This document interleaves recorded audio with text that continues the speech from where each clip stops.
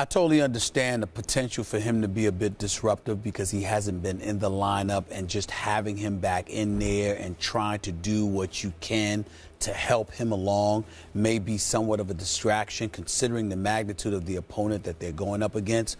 That would seem ill-advised. It wouldn't appear to be the wisest thing. But Russell Westbrook is lethal, man. He's something special. He is a special, special talent. And I refuse to believe that his presence on the Oklahoma City Thunder roster in any way is a liability. I just don't believe it. I'm just one of those guys, and just like, Skip, the courage of his convictions and being stubborn, in this particular instance, I'm the same way when it comes to Russell Westbrook. I think that his talent is so surreal, I can't look at him as a liability. Even tonight, you can't. Even tonight. Right. And to me, tonight, you need a star on the squad with you if you're Kevin Durant. It can't hurt. It can only help, even if he's a decoy, because he's that special. And to me, that's what it comes down to. Russell Westbrook is the most athletic point guard, arguably, in NBA history. He is a top 10 player in the NBA when healthy, without question. And I look at him, and if he's on the floor, I imagine he's been practicing. I imagine he's been working out. I imagine that Scott Brooks and Sam Presti, and as cautious as they have been in protecting him and bringing him along. This is a guy that when he shows up on the court, he's not going to show up unless he's ready to play. I agree. And I think because of that, I can't view him as a liability. He's just too big time of a talent for me to look at, and he's too much of a competitor. And he D's up. He does it all. I can't look at him as a liability. I understand he could be a bit disruptive momentarily, but I just think that they've played together long enough, and he is too big-time talented, and Kevin Durant is who he is. I think they'll find a way within the 48 minutes mix to work it out. That's what I believe. By the way, I'm still not sure Russell Westbrook is a point guard. I think he's still more of a two than a point. And I also think that as I've watched Durant over the last month or so, Durant is actually a better distributor of the basketball than Russell is. I'm just talking about the guy that brings the ball up the court, like you said. All right.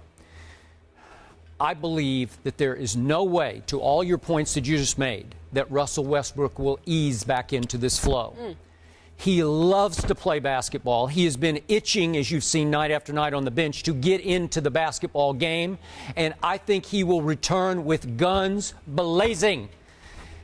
This young man has a huge ego. I think his ego is bigger than Kevin's, and that's a compliment for me. He plays with a big ego because he has huge confidence in his special ability that you just talked about.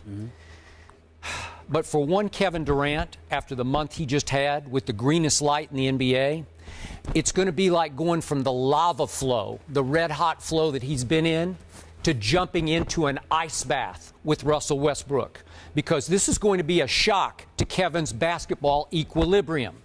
He's just too big a presence, Russell Westbrook, to say, oh, we'll just pick right back up where we left off, because Kevin is leaving off the hottest month of his career. In fact, I can make a case, averaging 35 points over the last, whatever it's been, let's see, 7 to 16. He played 16 of those 17 games. I can make a case nobody has had a better stretch in the history of this league than Durant is coming off. So now here come the Miami Heat with LeBron chomping for a shot at revenge over KD, and KD has to worry about guarding LeBron for much of the game and trying to figure out a new flow with his old partner who hasn't played since, what, Christmas? Wow. Well, let me say this. There's a couple of things. Russell Westbrook has played in only 25 games this year. He averaged 21, 7, and 6 in those 25 games. He didn't start off the season playing. He came into the season injured, came there, played about 25 games. The last time we saw him was Christmas Day. Now, albeit it was against the Knicks.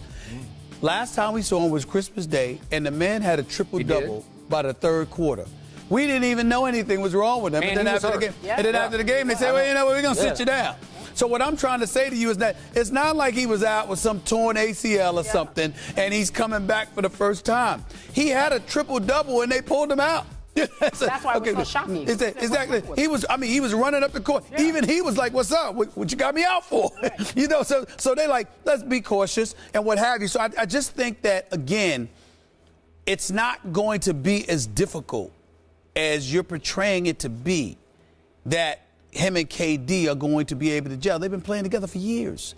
I think they'll be fine. Not only that, Reggie Jackson, is a lot like Russell Westbrook. He's not to that level. No. But his style of play, his attitude, his aggression, the kind of things he tries to do, it's similar to that. A Jeremy Lamb is similar to a Kevin Martin. A Serge Ibaka is much improved. A Kendrick Perkins plays his role.